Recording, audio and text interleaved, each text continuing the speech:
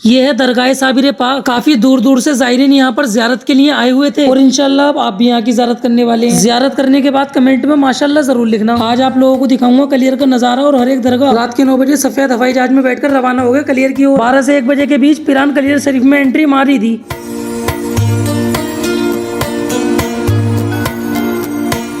यहाँ पहुँचते ही हम आ जाते हैं साबरी आरिफ होटल। इसी को आज हम अपना ठिकाना बनाएंगे क्योंकि यहाँ से दरगाह की दूरी भी ज्यादा नहीं है और फिर गाड़ी पार्किंग का भी इंतजाम है। रूम पर पहुँचते ही आराम करने के लिए लेट जाता हूँ। पूरे रास्ता गाड़ी जो चला कर आया हूँ।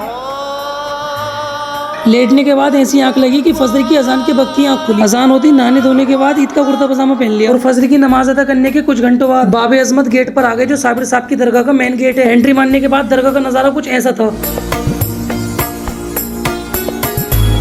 काफी दूर दूर से ज़ायरीन यहाँ पर ज़ियारत करने के लिए लाइन में खड़े हुए थे। मैं भी लाइन में लग गया क्योंकि जब इतनी दूर आया हूँ तो ज़ियारत करके ही जाऊंगा। और 10 से 15 मिनट लाइन में लगने के बाद आखिर में दरगाह तक पहुंच ही गया। यह है साबिर साहब की मज़ार शरीफ का नजारा जो परमिशन न मिलने के बावजूद सिर्फ आप लोगों को ज़ियारत कराने के लिए वीडियो में ले लिया। और अब फिर से हवाई जहाज पर आने के बाद चलते हैं दरगाह इमाम साहब की ओर। यहाँ आकर देखता हूँ कि कुछ हाथी ऊँट की सवारी कर रहे थे। अब आया हूँ ठतनी के नीचे। खैर इन्हें छोड़ो, दरगाह की ओर चलते हैं। ये मेरे साथ आए कुछ दोस्त। अब हम पहुंच गए हैं बुलंद दरवाजे पर जिसको शाही दरवाजा भी कहा जाता है। इसको पार करने के बाद दरगाह के गेट पर भाई साहब ढोलक बजाते हुए मिल जाएंगे।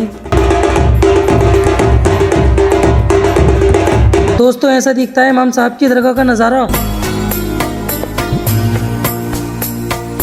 यहाँ ज़ियारत करने के बाद अब हम चलते हैं हजरत किलकिली साहब की दरगाह की ओर। इस दरगाह की तरफ जब आप जाएंगे तो यहाँ 4 लठियों पर खड़ा एक मकान दिख जाएगा जिसको पार करने के बाद दरगाह में आना होता है।